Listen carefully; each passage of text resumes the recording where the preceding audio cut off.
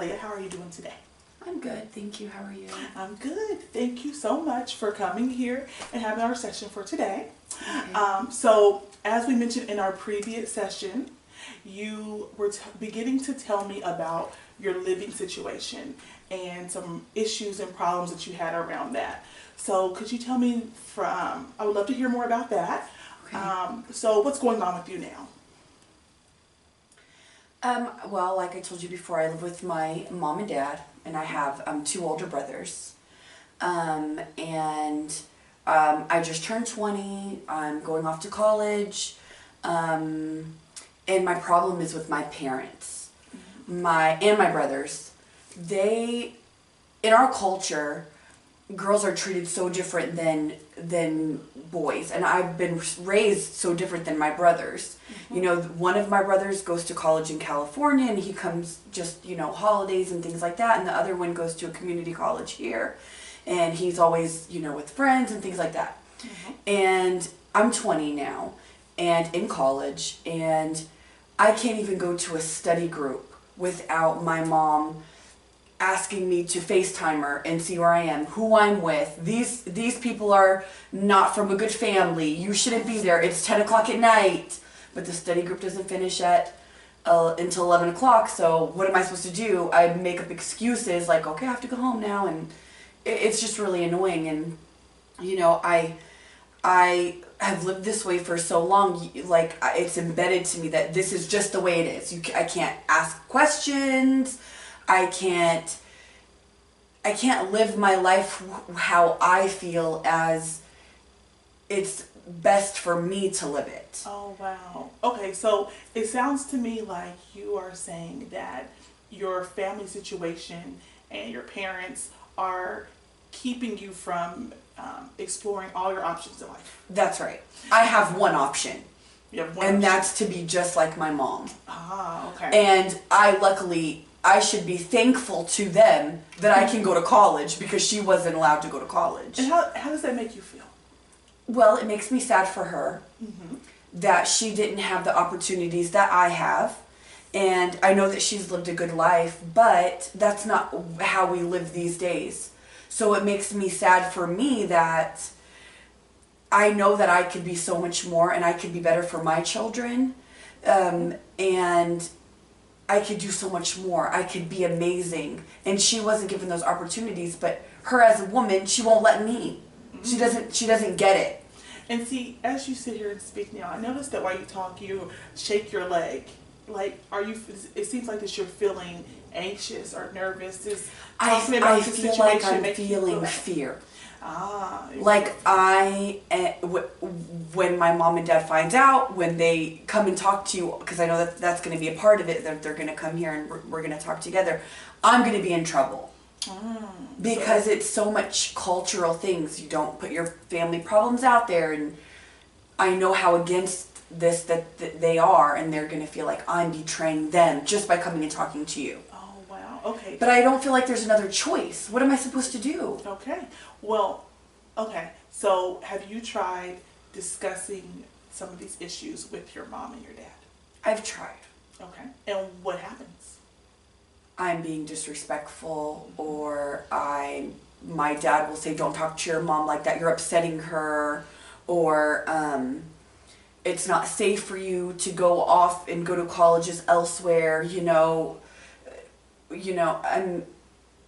I don't know, because I barely get into the beginning of what I want to say to them before it's just shut down and I have to stop because I'm upsetting them or...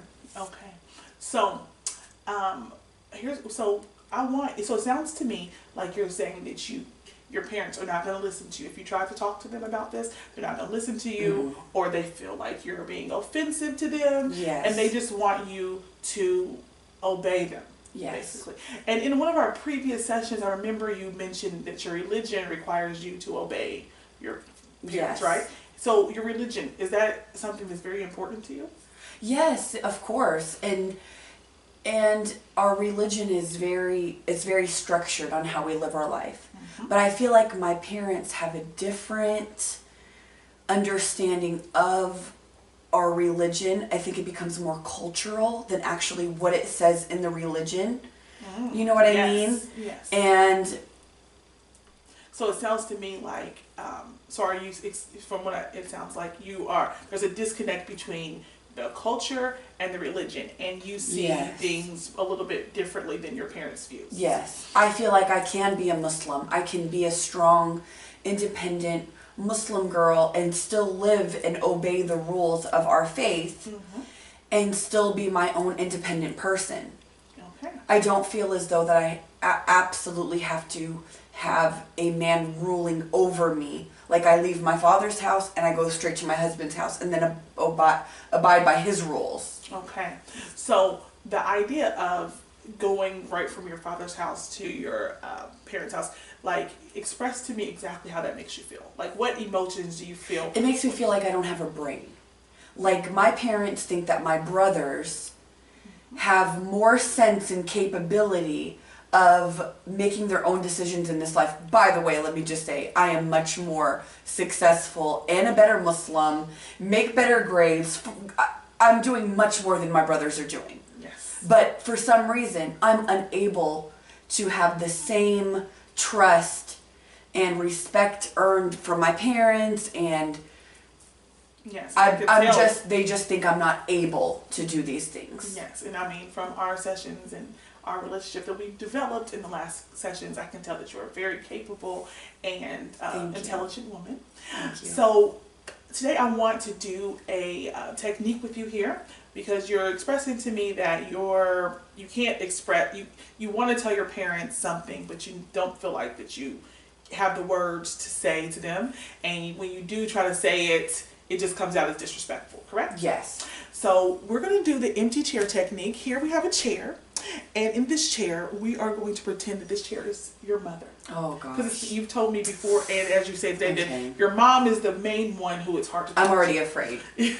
She's not even in the chair. All right, so you're saying you're feeling angry, like, Yeah. and that's what I feel like when you shake your leg and you said it, just fear. Like when you do that, does that do for you? Does it feel like what do you feel like shaking your leg does for you when you do that? I don't know. I guess I've always just done this. Maybe it calms me, or you get that nervous feeling like you're gonna get ready to get in trouble. So okay, so you feel like it's soothing? Yeah, maybe. Okay, so today we're gonna talk to your mom. What do you call your mom? I call her mommy. You call her mommy. Okay, so let's start off by first saying hi, mommy. Hi, mommy. Okay, and so I want you to speak to your mommy and tell her, if she was here, exactly what you would want to tell her in regards to your living situation and how you feel about your life situation. What would you say? Okay, hi, mommy. I don't want to upset you, but I would like you and Baba to allow me to go to college away from home and let me be more independent with my life and trust that I'm such a good enough girl and that you've raised me the right way that I will make good decisions for myself. And I would like you to try to use some I statements here. Like, tell your mother, for example, you just said that you would like her to trust you. So I want you to change that to, I feel like you don't trust me. okay. So tell her your feelings, but state them from perspectives of you and see how that feels inside of you. So like, mommy, I feel that you don't trust me. Okay, mommy, I feel that you don't trust me. You don't trust that I am capable. So you say, I feel like you don't see me as capable. I feel that you don't feel me as capable. I feel you don't see me as strong and independent. I feel you don't believe me when I say that I'm not going to do anything haram or bad. I feel like you don't think that I'm ready to be on this earth without guidance. Very good, very good. Okay, so imagine that your mom, let's go into the here and now. So imagine that your mom was here and you just said all this to her and you expressed your emotions. What do you think she would say back to you right now? How do you think she would take that? Honestly, Yes. she would say that I'm too young to know what I'm talking about. And she only cares about my safety and my well-being. And she just does what she feels is best for me. And I do believe that she really, in her heart, thinks that this is what's best for me. But I know that this is not what's best for my life. I won't be happy living in their house until I get married and then, you know, just doing whatever they always tell me. Yes. I'm meant to be more. Yes. Okay. Very good. So, my question now for you is, do you feel like you could possibly try to express some of the things that you said here to your mom or dad face to face? Perhaps in another therapy session together, or maybe even at home if you're home by yourself? Do you think you could try? I think that with you being my therapist, a strong, independent Muslim woman, they might be willing to see what I could be and that it's okay. Okay.